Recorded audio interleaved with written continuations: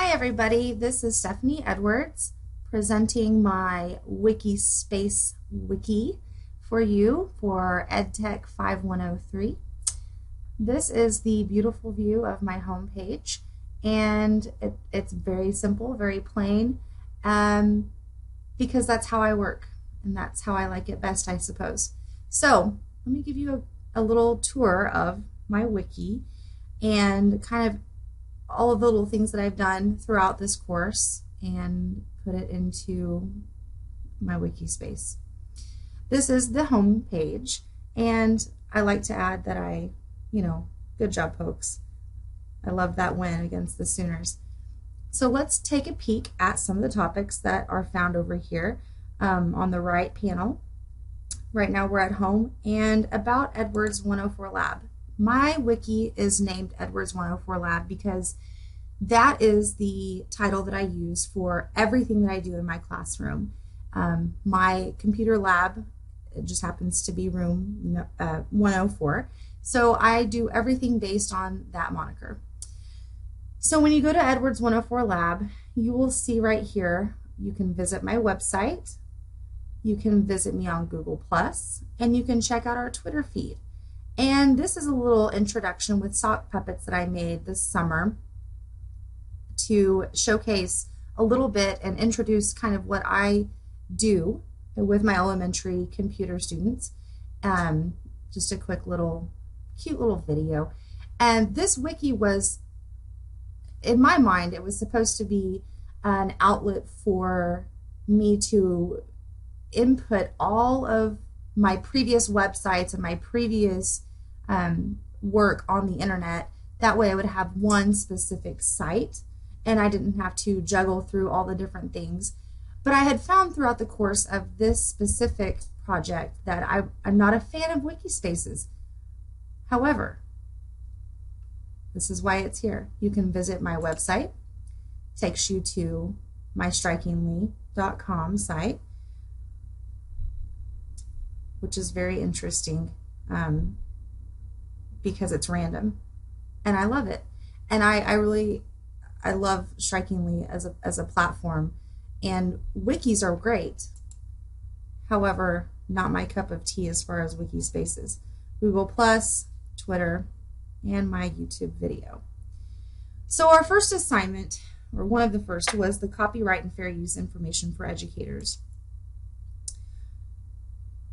I really enjoyed using Pictochart because I'd never heard of it before, and that's one thing that I really value from this class and I really value from the assignments was getting to see all of the different applications and internet tools that I could use in my classroom that I had never seen before. And this is a really great one and could be applied for elementary school kids as well. So this takes you through kind of like a little checklist to make sure that you are following the guidelines for fair use. Starting off with, hey, you found something cool and you want to use it. All right, well, we have to pass these tests first. So this could be a great tool to use as an actual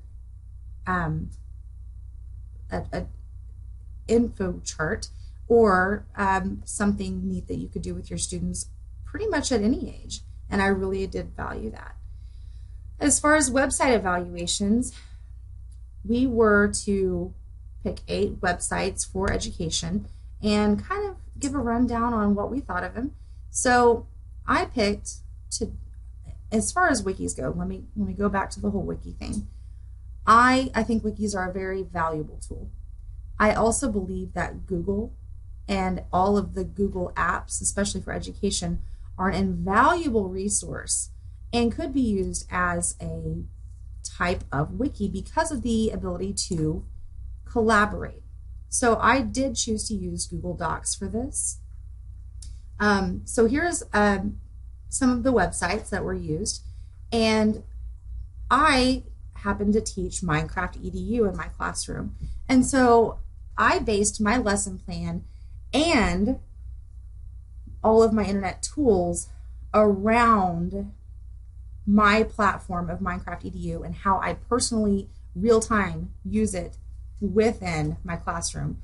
And I also like that we had to come up with a lesson plan because I actually ended up using it in my classroom, and it went wonderfully, and I liked it.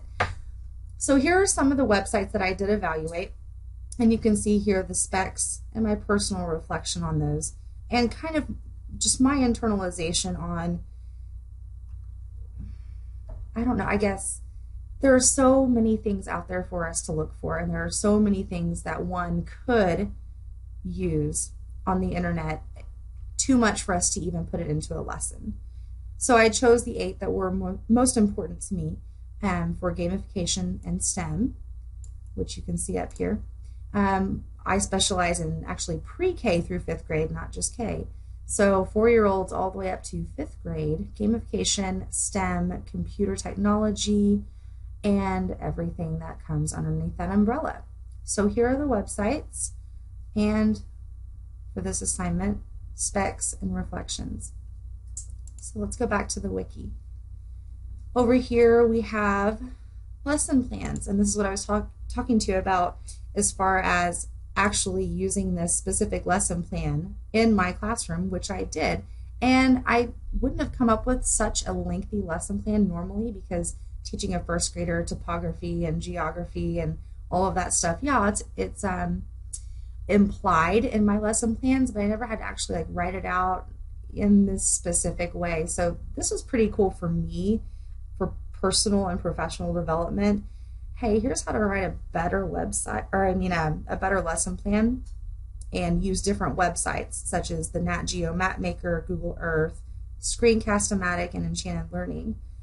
So my objectives, materials, and methods are all within this. And then you can see evaluations and such. This could actually turn into a complete class that I could teach you on Minecraft EDU in the classroom, and what all tools you can use, because interestingly enough, because of this lesson plan assignment that we were given, I stumbled upon a specific curriculum just for geography and topography lessons in Minecraft EDU that's already there for you. All you have to do is launch it. And that's what we did starting last week. And it's been really interesting, and I can't tell you anything more about that because it would take forever. So let's get back on task. Lesson survey. Now our lesson for this was supposed to be on SurveyMonkey. I've used SurveyMonkey in the past, and I'm going to redirect back to Google and say Google has better stuff. My school is also a Google for Education school, so we do use a lot of Google tools such as Google Forms. So here's the lesson survey, and I only have one lesson plan that's listed because I only included one within my wiki. Again, because I don't anticipate using this wiki after this class due to the fact that it doesn't work with me and my personality. So here is the form, and of course submitting it, and then I can get back into my drive and see results. Of course, they're anonymous. You can make it to where they're not, of course, with any survey. The other thing is you don't have to sign up. Well, I mean, you have to have a Google Drive. Okay, let's get back on task. Okay, so social media and collaborative learning. This was like the Google Hangout and the Twitter, and I really didn't think about Twitter in the classroom because as an educator, we use Twitter so much just within our professional development and between educators and administrators. We use it all the time, especially in Sand Springs. But using it in the classroom for elementary didn't seem feasible, but I kind of worked around it a little bit and decided, you know what, you could totally do it. A lot of the kids, like I mentioned in the discussion forum, a lot of the kids do use Instagram, and some have a Facebook, not all, but a lot use Instagram, and I found that no one really uses Twitter because of, they're young. You've got an 8-year-old or a 9-year-old, and really how much should they be tweeting, and are the parents going to be actively involved? So using Twitter in the elementary classroom, this was something that I found really interesting, and I'm not for sure if I could use it, but I'm going to try. We just now rolled out our Google Plus and Google emails or Gmails with our students, and I have not presented mine with those yet. We will do that after Christmas. So back to the wiki and Twitter in the classroom, and I guess that ends our tour of Wiki Spaces. And I just wanted to say I really enjoyed collaborating with everyone this week, and not this week, but this semester, however, and I appreciated learning all of the things that I hadn't known before.